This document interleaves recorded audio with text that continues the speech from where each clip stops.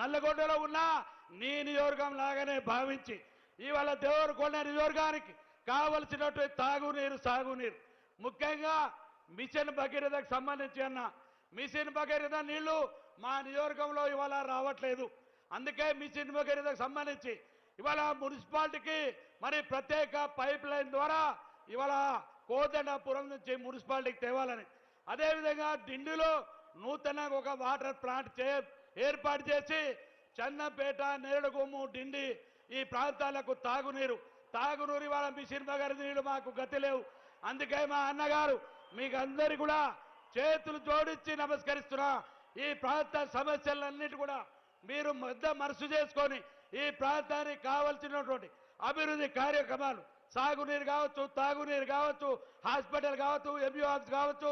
RTO office కావచ్చు, ఈ కార్యక్రమాలన్నిటి కూడా ముఖ్యంగా రోడ్లకు సంబంధించి